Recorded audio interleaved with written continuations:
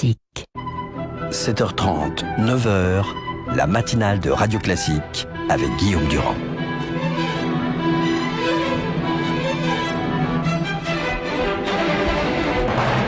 L'invité politique sur Radio Classique et LCI. Valérie Pécresse est notre invitée ce matin. Bonjour à tous, je suis ravi de vous accueillir. Bonjour évidemment à vous. Je rappelle que vous êtes en campagne pour les régionales, donc dans la région parisienne, dans l'ensemble de la région Île-de-France. Vous avez été ministre de l'Université. On a l'impression quand même que pour l'instant, la droite critique obtient un soutien. Les syndicats enseignants sont assez mobilisés. Mais sur ce dossier national que vous connaissez bien, parce que vous êtes occupé des universités, on n'a pas l'impression qu'ils arrivent comment peut-on dire, à arrêter la réforme voulue. Mais le drame de cette réforme, c'est que c'est un poison lent. C'est un poison lent et elle va... Paradoxalement, c'est les élèves les plus fragiles, socialement et scolairement, qui vont en être victimes. Pourquoi ? Mais c'est très simple. Les filières d'excellence que la réforme va supprimer, les horaires d'apprentissage fondamentaux que la réforme va supprimer en les remplaçant par des cours interdisciplinaires, tout ça, ça va niveler par le bas un certain nombre d'établissements. Et vous aurez plus de mixité sociale. Il y a des établissements, des collèges qui sont très fragiles aujourd'hui, dans lesquels on a réussi à maintenir de la mixité sociale par ces filières d'excellence, et ces établissements vont s'effondrer, ils vont devenir des collèges ghettos, et on aura tout perdu. Mais d'une certaine manière, quand vous m'expliquez ça, ça veut dire que la réforme est passée, qu'elle a été actée, que le décret est passé, que finalement vous cherchez toujours un problème ou une sorte de faille juridique, c'est un peu la position de l'UMP sur ce thème, mais on la trouve pas. Déjà, je crois qu'il y a un vrai travail de conviction de l'opinion, c'est-à-dire qu'il faut que les Français comprennent que les filières d'excellence tirent vers le haut les collèges. Et que quand on tire vers le haut un collège, on tire vers le haut tous les élèves. D'accord, mais cette pédagogie n'arrête pas la réforme qui va finir par être... Eh bien, écoutez, moi je pense qu'il faut la retirer, mais si cette réforme n'était pas retirée, ce serait le socle pour nous, pour bâtir un autre projet éducatif que nous présenterons aux Français en 2017. Moi, je crois fondamentalement que au collège, le collège c'est le lieu du socle, c'est le lieu où doivent s'acquérir tous les apprentissages. Je crois qu'on ne luttera pas contre l'échec scolaire. Il n'y a aucune étude scientifique qui le prouve en mettant moins d'heures d'apprentissage fondamentaux. Il faut que les apprentissages fondamentaux soient acquis. Donc pour vous, c'est rendez-vous 2017. Quoi. Pour l'instant, il n'y a rien à faire. Non. Donc aujourd'hui, ce qu'on appelle le coup de force de Manuel Valls, le décret, etc., c'est passé, il a réussi son coup. Il n'y a pas de manif. Je crois qu'aujourd'hui, on peut passer en force. Un gouvernement peut passer en force. Mais le problème, c'est que derrière, c'est l'avenir de nos élèves. C'est l'avenir de ces filières d'excellence. C'est l'avenir de l'apprentissage de l'allemand. C'est l'avenir aussi d'une certaine forme d'élitisme républicain. Moi, j'ai pas peur de ce mot. Parce que vous savez, prenez l'exemple des lycées ZEP de Sciences Po. Moi, quand je vais dans les quartiers populaires et qu'un lycée a été choisi par Sciences Po pour faire un partenariat ZEP, eh bien, ce lycée, tout de suite, il attire tous les élèves, tous les meilleurs élèves, et il reprend des couleurs, et il redevient attractif. C'est comme ça qu'on casse les ghettos et qu'on sauve les quartiers populaires. Question, est-ce que vous craignez ou pas que la justice retoque le nom Les Républicains ?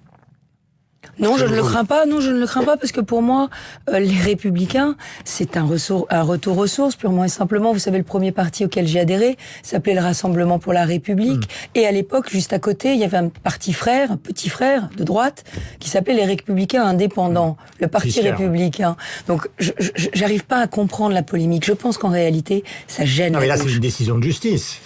Je crois pas qu'on puisse aller contre... En tout cas, la liberté des partis de se nommer dans notre pays. En tout cas, ce serait vraiment une décision qui ferait une jurisprudence bien singulière. Parlons de votre campagne. On a appris que Claude Barthelone, donc à partir du mois de septembre, serait remplacé, s'il n'y a pas d'autre mot pour faire simple, à l'Assemblée nationale, comme président pour faire campagne. Ça vous satisfait ? Écoutez, ça prouve en tout cas que la question du mélange des genres se pose.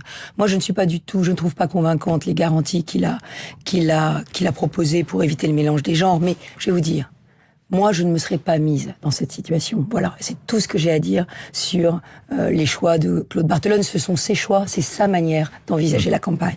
Est-ce que vous avez la crainte que ne se reproduise ce qui a déjà eu lieu, par exemple, pour la candidature de NKM à la mairie de Paris, c'est-à-dire une sorte de désintérêt de l'état-major de l'UMP, et deuxièmement, des listes centristes qui pourraient vous handicaper, ce qui est le cas, puisque finalement, il y a des listes centristes qui se préparent sur la même campagne. Moi, je suis très optimiste sur notre capacité avec Chantal Joanneau à faire l'union dès le premier tour. Nous sommes en train de discuter ensemble d'une convergence de nos idées, de nos programmes. Vous savez que Chantal a une sensibilité sociale, une sensibilité écologique très affirmée. Moi, j'ai déposé cette semaine une charte éthique pour tourner la page des anciennes pratiques qui minent tous les partis politiques. Et j'ai demandé à tous les partis de signer cette charte, et je souhaite que nos amis centristes, nos partenaires centristes signent cette charte. J'ai été très très surprise de constater que la gauche ne souhaite pas s'engager dans une démarche éthique alors qu'elle est tout aussi minée par les scandales et par les mauvaises pratiques. Il y a eu 17 ans d'opacité et de clientélisme au Conseil régional d'Île-de-France. Il est temps d'écrire une nouvelle page politique. Mais vous nous dites ce matin qu'un accord est quasiment fait avec les centristes, parce que c'est ça qui est important sur le plan politique. En tout cas, je suis très optimiste pour la conclusion d'un accord, effectivement, à brève échéance. Donc c'est le calendrier, pardonnez-moi, brève échéance, c'est quoi comme calendrier ? Écoutez, c'est quand nous nous serons mis d'accord sur vraiment le socle des idées qui nous rassemblent. Est-ce que vous avez le sentiment que l'état-major de l'UMP est obsédé par les présidentielles plus que par les élections régionales, même s'il souhaite évidemment votre victoire? Mais je crois profondément... Parce qu'à NKM, à un moment, elle s'est sentie, vous n'êtes pas NKM, mais elle s'est sentie un peu seule dans la bataille. Guillaume Durand, je crois profondément que la région Île-de-France n'est pas une tribune politique, et que tous ceux qui, parmi mes adversaires, essayent de faire de ce combat régional un combat purement droite-gauche se trompent.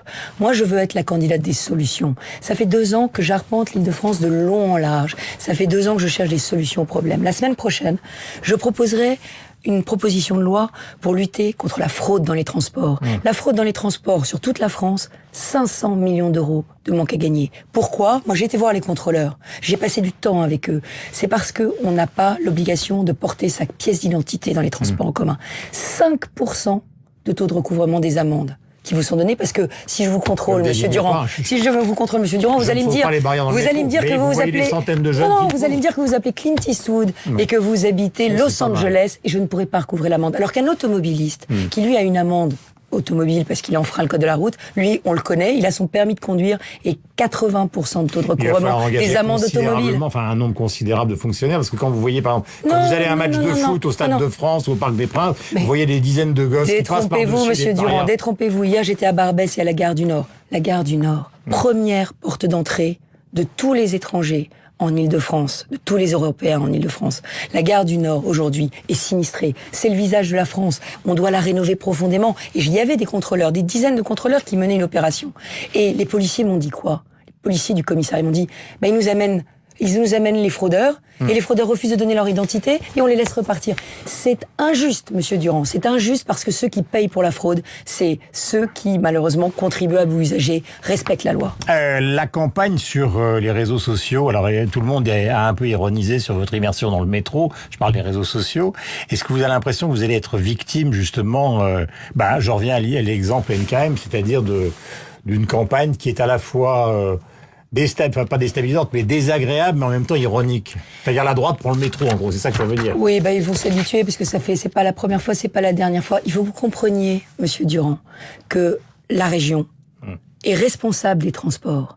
Alors oui, des transports propres, des transports sûrs, des transports qui arrivent à l'heure. Si, je vais vous répondre. Des rames. Donc, c'est ma responsabilité, les transports, et je vais l'exercer totalement. Et c'est vraiment, ils vont s'habituer à me voir partout. Simplement, sur la question de l'ironie, oui, c'est vrai. Depuis que mes adversaires seront rentrés en campagne, je fais l'objet d'attaques d'une très grande bassesse et d'une très grande médiocrité. Mais ça ne m'arrêtera pas, Monsieur Durand. Parce que aujourd'hui, les Franciliens ont besoin d'autre chose que des petites polémiques et des petites caricatures. Est-ce que mes adversaires acceptent de signer une charte éthique pour faire de la politique autrement? Est-ce que mes adversaires acceptent la tolérance zéro sur la fraude et de récupérer des centaines de millions d'euros qu'on pourra mettre dans des nouvelles rames de transport en commun? La vérité, c'est que moi, je serai la candidate des solutions. Ils essayeront de tirer cette campagne vers le bas. Alors c'est vrai, il y a une gauche qui est déconnectée des réalités, déconnectée du réel et de la vraie vie, et il y a une droite qui est immergée dans le réel et dans la vraie vie, et ça va continuer comme ça tout au long de la campagne. La région Île-de-France vote plutôt à gauche, on l'a vu à la mairie de Paris pour l'élection à la mairie. Est-ce que vous avez l'impression que la situation sociale vous est défavorable, sur l'ensemble du territoire? Et moi, j'ai l'impression que la situation est profondément défavorable aux candidats du gouvernement. Les inégalités n'ont jamais été aussi grandes. À qui la faute? Huchon a toujours été réélu. Oui, mais aujourd'hui, plusieurs mandats. Mais quel est le bilan? Quel est le bilan de 17 ans de gestion de gauche? Je parle de la constitution, j'allais dire socio-professionnelle et politique de la région. Mais vous croyez pas que les électeurs de la gauche sont profondément déçus d'une gauche qui depuis 17 ans gère la région depuis 17 ans. Ils ont réélu Anne Hidalgo, ils ont réélu Huchon. Mais Anne Hidalgo, c'est Anne Hidalgo. Jean-Paul Huchon a un bilan de 17 ans.